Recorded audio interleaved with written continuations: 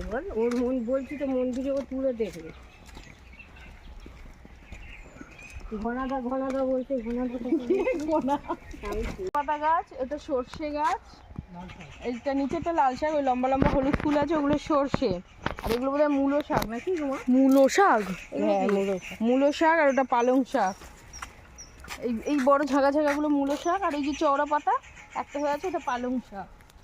ও এই একটা এটাও পালং শাক, এই যে সবুজ রঙের যেটা, হ্যাঁ, এই সামনে এটা পালং শাক, আর সাইডের গুলো ওগুলো মূলো শাক, আর এই লাল লাল গুলো লাল শাক, আর হলুদ ফুল আছে ওগুলো সব সর্ষে। আর ওইখানে ওগুলো দেখছি যে কোণে কোণে ফুলকপি, ওগুলো ফুলকপি বা বাঁধাকপি কিছু একটা হবে, আর তার সামনে যে ওগুলো হচ্ছে পালং শাক। আমার রুমাল আমার কাছে নেবে? মানি টাকা ওটা ভিডিও করছি।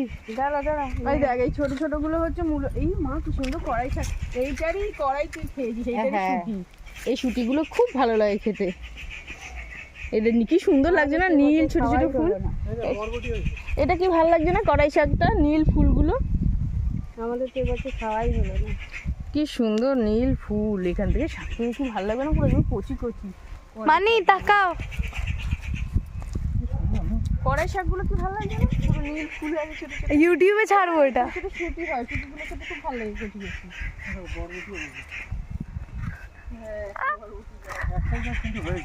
এই না একটা কোথায়, এই একটাই তো, এই একটা বরবটি গাছ, ওই একটা বরবটি গাছ।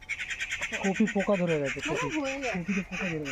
গাইস সত্যি অনেকই সুন্দর জায়গা। গাঁদা ফুল ওখানে আছে, ওলকপি গাছ দেখিস? ওলকপি গাছ,